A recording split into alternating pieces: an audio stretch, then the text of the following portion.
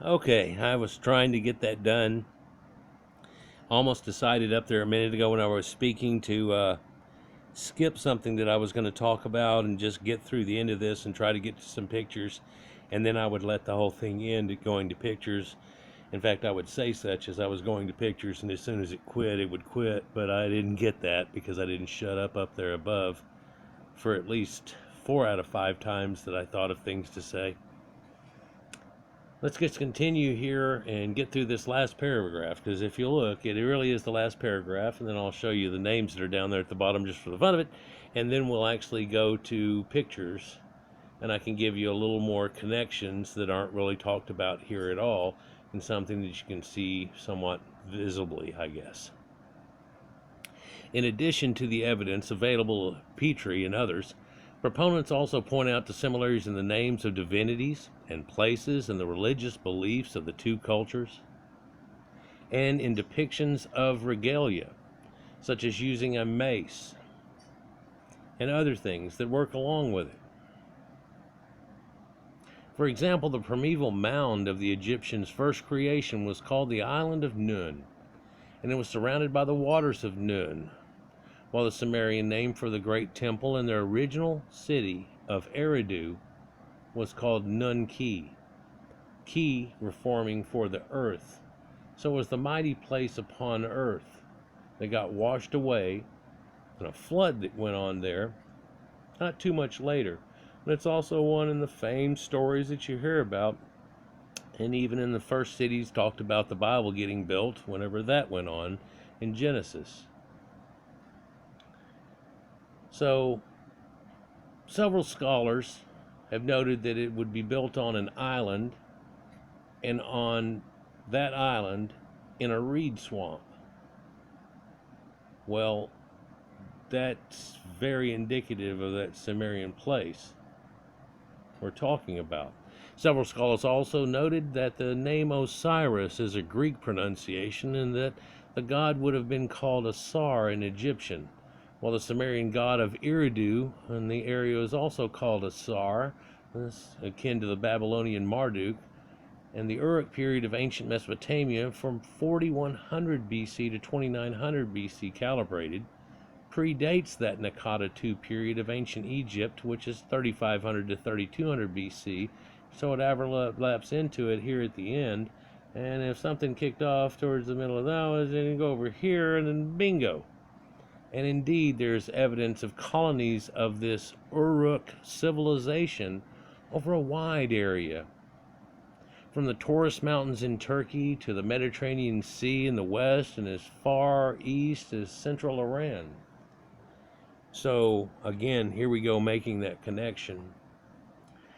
But back up just a minute. The god would have been called not Osiris, with that is or us that the Greeks always put on it, but his name would have been Asar.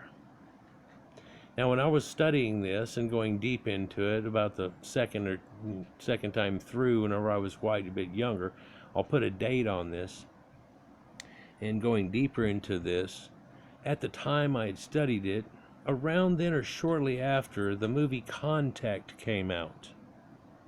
And I was studying about how the Sumerians had fallen apart, and then and the Akkadians come after, and there's this guy, and his name is Esarhaddon, and all the things that happen out of that. And I'm like, wow, it's funny how you don't hear very much out of that guy. There's a few of them pinpointed in there that did a whole lot of stuff, and you really don't hear about it unless you really got into it deep in this one left field studies type thing that people don't know about.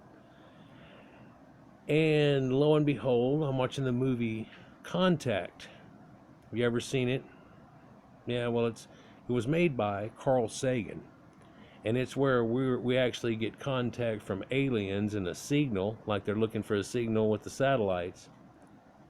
And Ellie seems to get a signal from outer space, and then they follow it to release a primer and all these other things. They're going to make this thing, but they pretty much ditch her out of the situation and fuck her off, and they end up making the thing anyhow. And whenever they fire it up, one of the guys that's been a sideshow in the whole thing decides he's going to ruin it all because of God or something, and destroys it, blows him up, kills the other guy, everything, it all goes awry. But then lo and behold, a guy shows up with a special thing that's almost like out of The Incredibles or something, and he comes in and it says, hey, do this, and it beep, and it's instant connection, and where he is, there's a person that's in space, and who is it? It's a guy that owns Haddon Industries. And what's his name? Well, it's initials. His name is S.R. Haddon. And he's going to fund this thing. In fact, it's already happened. And he leans in and he says, you want to take a ride? You ever seen the movie? It's pretty incredible. It gives you an idea of like a new modern era age of the idea of whenever you go to space like the Egyptians did and you're going to become a star or something, what would happen to you and go through. But right there at the end, you ditch off to this guy on a beach and she sees her dad like Pensacola, and it all comes back full circle, and they say, well, this is how it's been done. Go back and tell everybody. They're not going to believe you, but it'll give you a hint, and we'll have the da-da-da. Makes you think, well, right after that, somebody would jump in the ship and do it again, and so on. And then at the end, they try to leave it hanging because they say, what's weird, it's not that she just fell right through and then comes up with a story. What's weird is that she basically has 18 hours worth of static that it recorded. So something went on for 18 hours worth of time, even though she just fell right through the thing. And then it ends, and it says for Carl, and that's Carl Sagan. Pretty famous, and he's one of the guys that helped me get into this thing. Whenever I started looking into this, and I'm trying to do things for Dungeons and Dragons and everything, and I needed some release off of that, here on Channel 13 and PBS comes Nova and Cosmos. And all of a sudden you get this ideal from a guy like Carl Sagan with his weird way of talking about the universe and how billions and billions, but he had a way of talking about it. And he wasn't just talking about that as he went around in his spaceship that kind of mocked Star Trek. He was actually talking about how the ancient Greeks came up with how the world was around, and he showed his thing about Eratosthenes. I tried to put it in a video last year, well, it's about 2 years ago now, and it was like flag.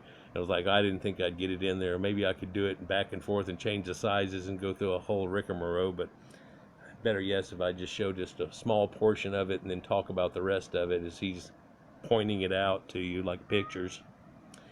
Anyhow, so that Uruk civilization did spread out wide, all the way to Taurus Mountains in Turkey, Mediterranean Sea, west of central Iran that they're talking about.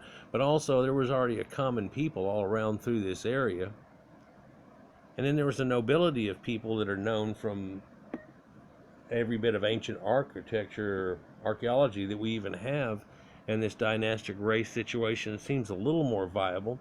Let's take a look at a few things, and maybe we'll get a better idea of it, because a picture's worth 1,000 words, and if I don't shut up, we'll never start looking at it. I honestly thought for once I was going to get that in, and it was really going to be a smooth 45 minutes, even showing you these pictures. But that's happened like 30 times that y'all know about if you've watched my videos recently, because I keep going, yeah. In fact, looking at it, when we said 30 minutes, I looked at it and I go, well, there's only like 4 more paragraphs and da-da-da and pictures, so I can probably get it out if I'll shut up. And then I still didn't. I just omitted talking about one thing. And I knew why I omitted it was that I could talk about it the same way as in the Mesopotamian video that I'm going to do that follows this up, where we're not just looking at the theory from the words of Wiki here into it, but we're going to look at it from the other longer paragraph about such things and the other connectives. So here we're seeing the dynastic Egyptians, and while Nefertiti comes much later, and you can see her and easily tell her phenotype and her skin color. Hell, I'm Irish and don't get out in the sun, and I've got to be darker than her. But she has one blue eye left. But look at the crystal blue eyes that are in these earliest statues, like Horaha that we were talking about, and so on. This is Mitri. This is known as the seated scribe. And we're going to look at that again, along with a few of these other pictures, whenever we look at ancient Egyptians, because that's been totally redone now. And amazingly, they're showing you that rather than being ambiguous, which they have been trying to do for years, I guess, but now we're really past the point. And why let people sit and live a lie? You know, so here are the earliest ones, and they have these crystal blue eyes, and they've put these little dots back in their eyes, and it literally looks like they follow you around the room to a point. Then you get at an angle of them, they don't look blue anymore. It turn kind of gray olive or violet type color, and you get back in front of them, and they go blue. But also, they put that little dot that you see as the pupil recessed back on the eye, and it gives you that effect to it. So once you get far enough to the left or the right, it no longer looks like it's on the right spot, and he looks googly-eyed. But there's also coffins that are done, and I think this is Middle Kingdom that's here, and her eyes are done with blue, and you can kind of see it. But people have realized now you can take that blue light, like when you go to concerts or anywhere and they stamp you and then you have to get back in. Six Flags, places like that, and they have a stamp of the day so they know it's you because you've got the elephant and 3 on your arm, right? So they do that, and all the Egyptian blue, no matter where it is, glows, and these eyes just like boom, like she comes back to life. And that's actually been found on quite a few statues, including Yuya of Thoria and Yuya, that are the blonde-haired mummies that are leading up to King Tut's dynasties, and we talked about their genetics here recently. So here we see all these blue eyes things that we're going, we're trying to make connections with Sumeria, so why would that have the connections? Well, this right here is a Sumerian statue, even though it looks a little Greeky, and it's got blue eyes in it. And you know the Greeks had blue eyes vexed into them and everything, yeah, but the Sumerians too. But pre-dynastic Egypt, this is the Nakata 2 people that we were just talking about, and how their guys are like tinfoil gold, and you can tell the phenotype, but without even telling you that the eyes are blue there. It's made out of lapis lazuli too, so that lapis lazuli had to have come from there, and it just starts compounding on this idea that there was something really going on. Well, let's get another effect off that. So this turquoise that's in here, right there and there, that's found in Egypt or up there above and so on, and they found it there. But that lapis lazuli that makes up every other line of the cowling of King Tut's that we know about, his whole cowling here, all around his eyes, around everyone that's ever we know about, it all comes from Sumeria. Well, you could just say that there's a connection then, that they are having a whole lot more trade than people were saying before. There you can really see the lapis lazuli blue, and now it's perfectly carved and laid into that. So they had to go through large chunks of it just to make each little piece for each little bend. It's amazing. If you just look at that alone, never mind. Let's just continue. Some of these artifacts deserve their own video. So here's a lot of those blonde and redhead and Caucasian hair. And the earliest dynasties we're looking at, in fact, here's one that's Nofret and her husband Ra-Hotep that are very quite showing. But so this Sumerian type statues, this is Sumer, this is Egypt. I know it talks about Peru and India, and even in the East, that a lot of theirs having blue eyes in them. We've done other videos about that. Let's talk about Sumerian connections here. For if I was to go down and, whoa, tag. So here's that Sumerian statue, and the Sumerians all the way through their little ringlet. Well, that looks like what? No, that's not Sumerians. That's ancient Minoans. So Pizarro and the blonde-haired people that they still have the mummies of, there's Nofret and Ra-Hotep, all the connections. Here's early Nakata, blue-eyed lapis lazuli people, those boats and things that make connections to it. But see, it's so different. But whenever you comparative religion, like I looked into it, and you see it, it's all makes sense. In fact, even the Greeks back then, they will tell you, well, their god like that is like this. I mean, yeah, that's Amun. That's their Amun. That's Jupiter, and this is whatever. So these blue eyes that go along here, and let me see, whenever I first found this, there's Isis, and you can see how pale she is, and got blue eyes. Well, it's not really blue eyes. It's blue eyeshadow. No, but it's blue eyes. It's blue eyeshadow like that. And they used to do that type of thing too. But hey, there's blue in her eyes. But one could probably deem the idea that she probably had blue eyes too. In fact, you can look at these Wajet blue-eyed symbols that they have here, and it's a protective symbol, warding off and so on, but that's that blue eye of Horus. Wajet means blue. That's how that comes about. There's a lot of these that are made that way and so on. Yeah. So, comes from one of my videos. Well, maybe somebody else's. It looks like it's got a name on it. It's not mine. But I've used that quite a few times. So, blue eyes, yeah, and their cats even have some blue eyes and stuff that go along with it. There's blue-eyed mummies of Peru and things too, but the connective I guess I was looking for down through here and keep looking for is this Sumerian winged sun disk, and how it really looks like the Egyptians' winged sun disk.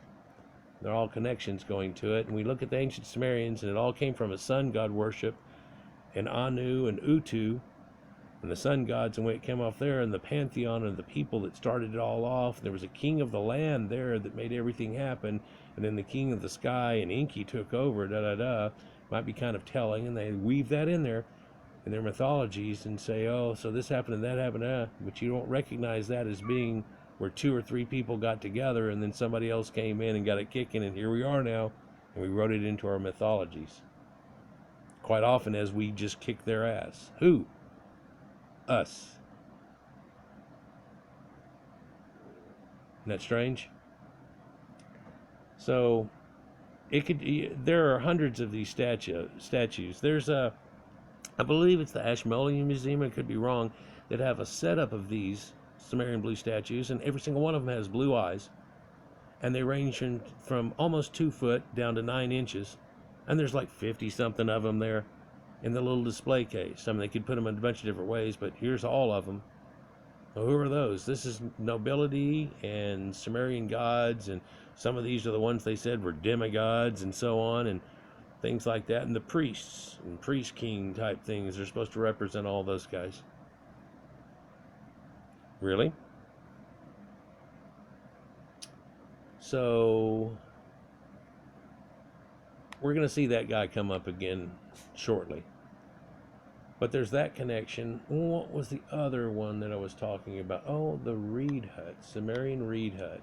How much time we got here? Because I didn't want to do this one long, just for doing BS. But reed hut. No, I didn't. Sumerian treed hut. What's a treed hut? You can see how they make this, like I was talking about in the first part. But these Sumerian reed huts, okay, this works good. See, here's where I was talking about how in the very first dynasties they've got this, and this top pokes out, which is also indicative of Proto-Indo-Europeans, but up there they're using wood, and it looks like the prows of their boats that are sticking up, and they crisscross and make a horn type situation. Irregardless, here's a Sumerian reed hut, 2 stories tall with a cap over onto it, right? And it's got the same architecture that they're currently using. You might see something that looks a little more modernish if you do like that, but look at some of these pictures of old, and you think, oh, well, that's old and everything. Well, there's new pictures at that resort I was talking about, and it looks exactly like this. The only difference is now they've got hanging down from the ceiling here these fans, and they've got these big paddle blades on it, and it's going around real slow. They're not whipping it, but it's going around real slow, and there's still people sitting around, but there's bench type things and stuff, and there's holes on these walls, and then a tube like this is hooked up to the side of it, and you can go that way, and it's pretty big too. Oh, by the way, that one I'm talking about, it's 3 times as long back this other way as looking right through here. You know, right through here's anyhow. So you see these ribs, but in between these ribs are woven walls, and all you've got to do is leave one out and put an arch on the other one, and then you sew it effectively to the other one coming across, and now you've got 2 sets of them. Pretty much waterproof and everything. Yeah, pretty neat. Here's one that looks just like that picture we were looking at. For all intents and purposes, this is not a door. I'm willing to bet on the other side of the structure at the other end, there's a door right there, and so it would look more like that at the other end. It might even have a crisscross going across the top up here. No more foof sticking out the top of these two where they come together at the top. They don't do that anymore. Other than that, it's pretty much the same type of thing. So, and you can have littler huts that they have. There we go. Sumerian huts, reed huts. A lot of Egyptians had houses and things like this too. But another thing about these too, they would build them out like this, but then they would plaster the whole thing. They plaster the walls up and the whole thing on it. So it actually turned into more of a house. If you think of it today, we kind of build a house in a corrugated way like that with sticks of wood, but then we always put the drywall, which is gypsum and stuff on there, and it's gypsum between paper, and that's what goes on the wall, and they put the little plaster thin coat over it, texture it, and we paint it, right? Well, these guys used to make that thin coating of plaster. Guess what it was made out of? Quite often gypsum. Yeah, things haven't changed too much. Yeah. Certain place of the world, that same thing's still there. Here's that Sumerian reed boat I talked about. So if you look, there's a big binding of a couple of them here, and they're bananaed out, and then smaller ones onto it. This thing's pretty much seaworthy. It would have trouble probably in a big storm. Other than that, they'd be fine. Imagine if you hook two of these up together, side by side. That's pretty damn stable right there. Imagine if you expanded that idea a little more. You could Noah's Ark a situation pretty well. And they float pretty good, but not just that concept. It's not all about a reed or a reed hut. Like I'm saying, at these resorts, they have all these people in here. They're having a meeting and everything, and da-da-da. I don't know what this is, but here it is, a reed ship. They say Noah's Ark was a reed ship. Well, no, part of it was wood, and the rest of it was rope and reeds. Yeah, got a video about that. Old mud dome houses. There's the picture I used before of that same similar roof. But these reed boats and connectives that we have pretty much show you that they have the same connection. And then you have cuneiform and all the other things, you know, cylinder seals. I mean, it just keeps going and going. And it's easy enough to show you a connective. Now, the problem, I guess, is, well, so they were all sitting around dumb, and the Sumerians showed up. And no, your theory's out the door. Bye. Well, I agree with that idea. Look, they already had it going on, and they had a farming community going on. They just needed somebody to pull it all together and make it do its commerce and everything like that, hook up with a real trade network and really get it going. Well, they already had some connections. Yeah, or they wouldn't have lapis lazuli and things like that.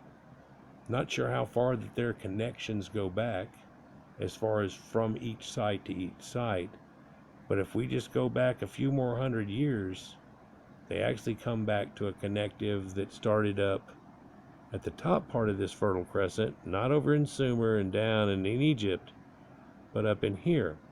And we looked at that in Catalhoyuk and those places like that, and until we found Göbekli Tepe, a lot of that seemed like conjectures. So did those people go down here? And they found the crops, the seeds, the cattle, everything. That's where that comes from. So when we talk about these people had something, these people had something, and they put it together and it became something better than that. You know, it became a missing ingredient in a soup that all of a sudden, whenever you put it in there, people couldn't do without it, but also that's the thing that made it incredible. Whatever that little extra thing is you're doing, that secret spice. Doesn't have to be so much sometimes brought to make it all happen. In fact, it looks like what happened here was that there was some cultural display and setting up, but it's also mentally things that were going on that set up things in a different way that got it going. And once it got going, of course, it took off like crazy. And they're over here building ziggurats. And they came on and said, yeah, well, how about this? We're going to build one, mastabas like that, step pyramids. Becomes a little competition, and next thing you know, they build the pyramids themselves and so on, if you believe the timeline of when they got built.